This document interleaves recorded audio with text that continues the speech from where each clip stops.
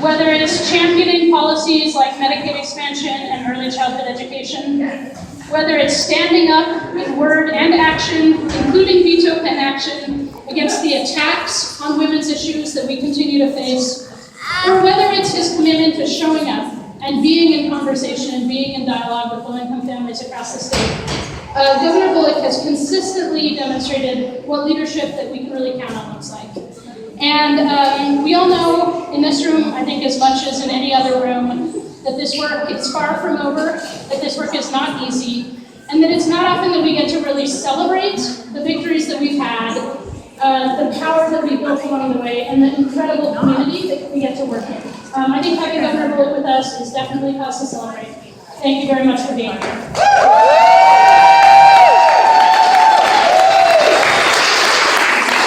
Thank you, Sarah. Thank you for inviting me out tonight. It sounds like it was a pretty incredible day. You have that much more exciting things happening tomorrow.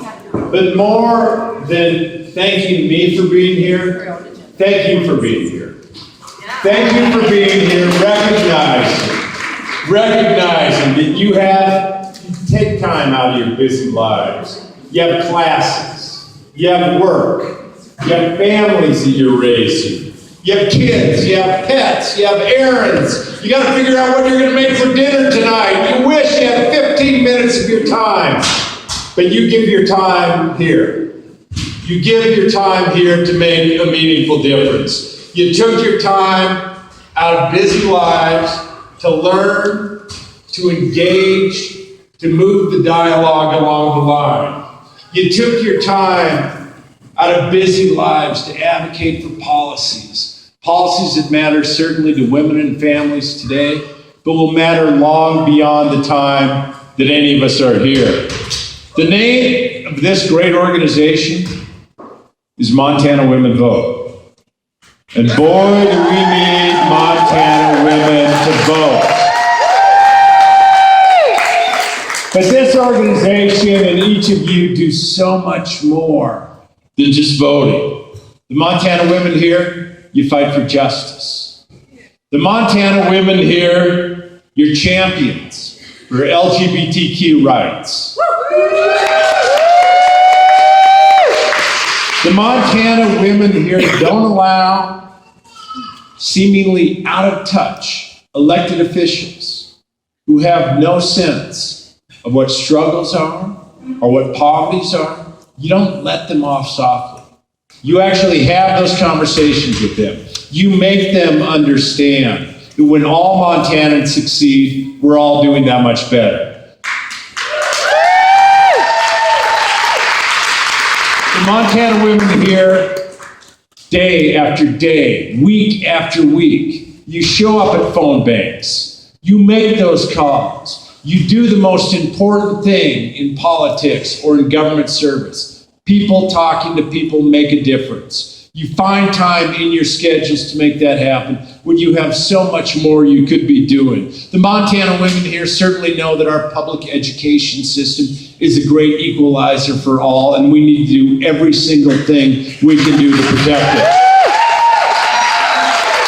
Montana women here know that our earliest learners deserve every opportunity, and you fight and you talk to them about the importance of early childhood education and pre-kindergarten programs. Montana women here won't stop until we actually realize what ought to be a pretty simple concept and thought: equal pay for equal work.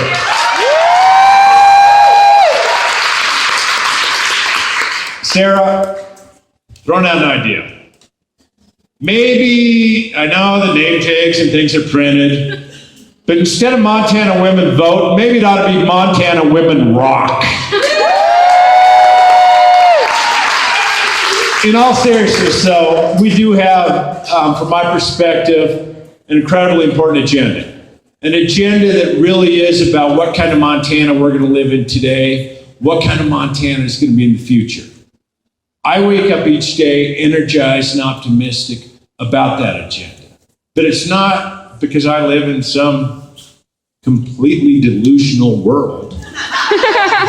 It's because there's something so much more important than me working on this. And there's something so much more important than all the legislators here that fight each and every day for you. And that thing that is so much more important than any of us is folks like you.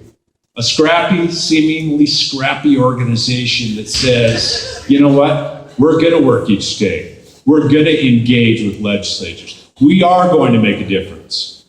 We would not be spending our Friday evening together if there wasn't reason to celebrate, if we didn't think that we were ultimately going to win on these issues. So I thank you for taking today. I thank you for taking tomorrow. But we know in any great successes, they're not just the todays and the tomorrows. They're the day after and the continuing to work. The legislators that are here need your help. The people that don't have a voice in every corner of our state, you give them that voice. And they need to make sure that in Helena, their voice, through your voice, is heard loud and clear. Thanks so much for letting me be a part of tonight.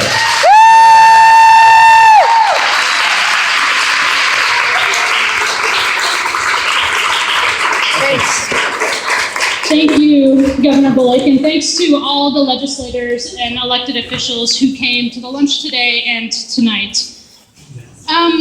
One last order of business. You know that, as I've said, this is our 9th annual Women's Policy Leadership Institute. We intend to have 9 more, and then maybe 9 more after that. This conference it's pretty unique, I think. It's an opportunity to get folks together, to build relationships, to meet one another across the state, to learn some skills, to practice some skills. And at the end of the day, when we're all done with that, something pretty special has happened. Today we had 70 women up at the Capitol lobbying their legislators, and half of them had never done that before.